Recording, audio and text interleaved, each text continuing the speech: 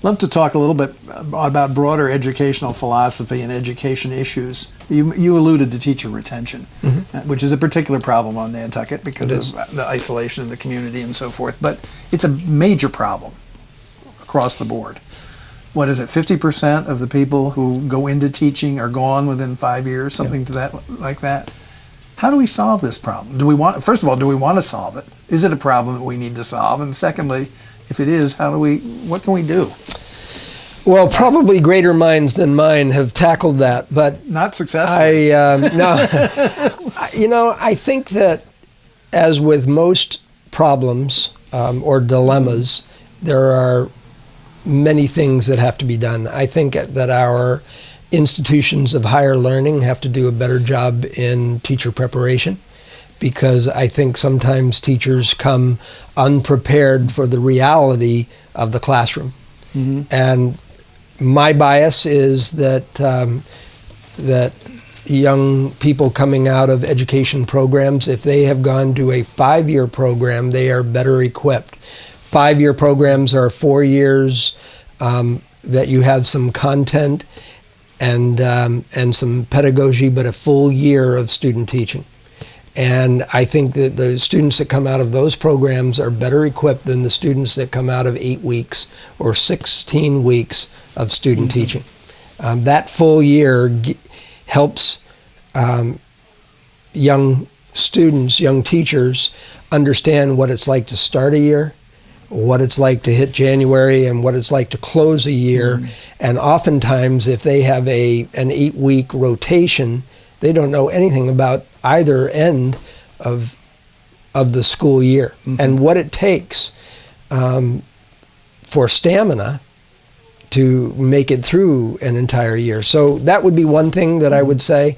The other thing is we need to have a very good mentor system, and we do have a mentor system. We need to make it better.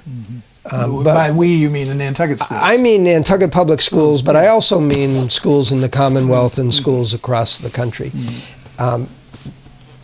We assign a mentor and pay them a stipend to be that go-to person for a new teacher. And I think when I was coming up, that teacher was just assigned to us as a buddy system. There wasn't a stipend. It was just the way that we did things. Are the mentors evaluated?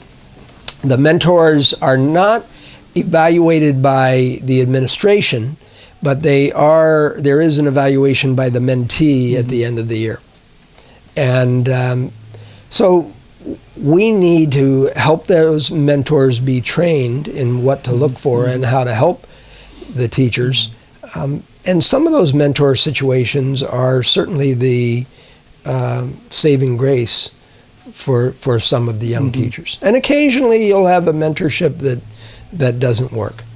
What about then taking that the next step and having the mentor play a role in, maybe some of them do already, play a role in helping the mentee develop his knowledge, his ability to teach?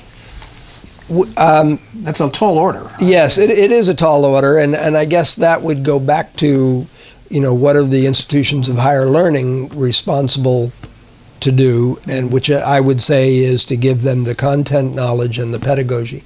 But reality is that oftentimes they're coming to us without that.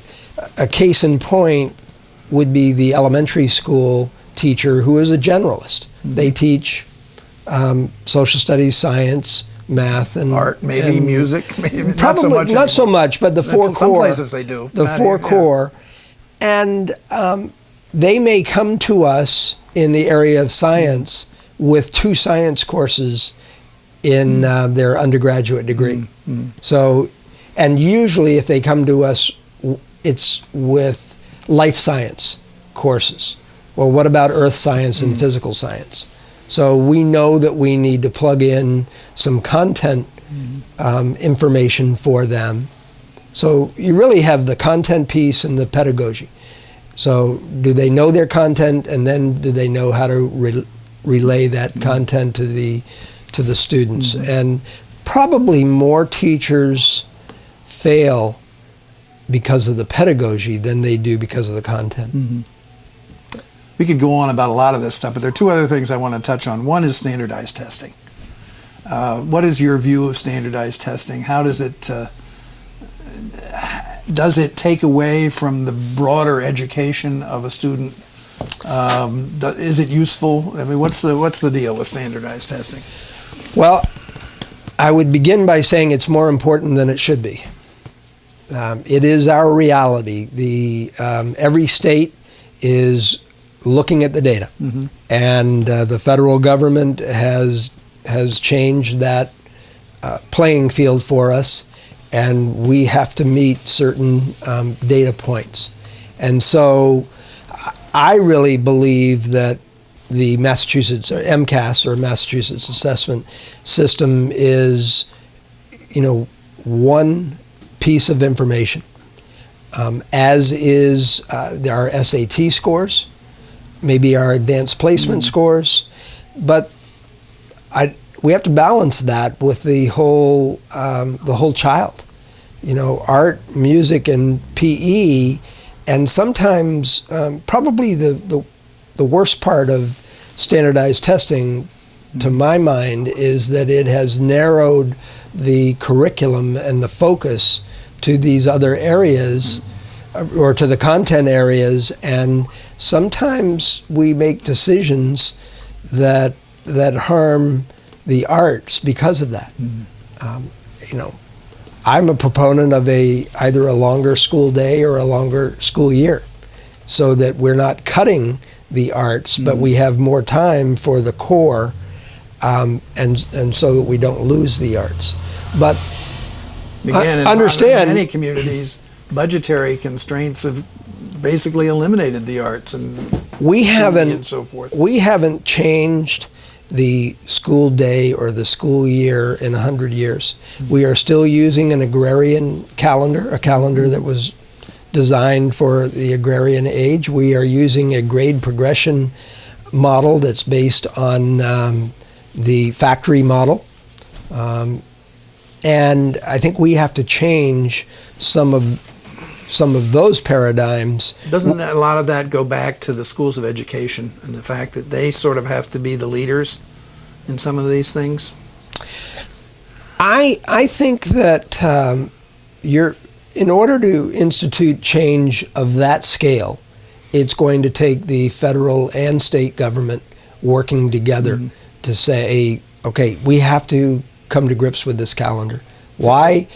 And on Nantucket and in other communities like Nantucket, the tourist industry is such that going away from the agrarian calendar is going to be problematic for people who rely on many of our high schools to work in the summer. Right. So it's a very complex, but I would love to increase our school day a little bit. I would love to increase our school year a little bit. I don't think we need to go to, the Japanese and Chinese model of, I think, 240 days of instruction, because they're coming our way. But we're at 180. Right. And with everything, with all of the social curricula that has been added to our plates over the years. What do you mean by social curricula? Well, I have a long list of things that nobody could argue with, from substance abuse to health to fire prevention, stranger awareness. I could pull out a sheet and show you things that have been added in every decade. And you can't argue against any of them. It's like arguing against mom and apple pie. Except a lot of people survived without them. But, well, and what's happening is that sometimes we're operating in a vacuum, and if the schools don't do these things in some households, they're not getting done. That's always been true. And so it is a challenge to do the core and to also do this. And then, let's be honest, when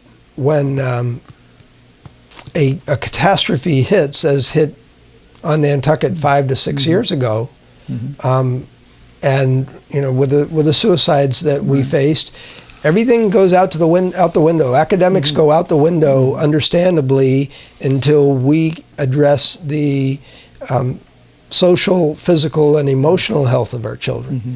So we have that responsibility as well. And time is the bane of our existence, and I think if you talk to any teacher, it's interesting. My daughter lives in a town in Arkansas where they have both year-round and traditional calendars, depending on the school. Yeah. And I guess and basically you can opt into whichever one you want, and it's roughly 50-50, I think. Yeah. So it does work, certainly for many people.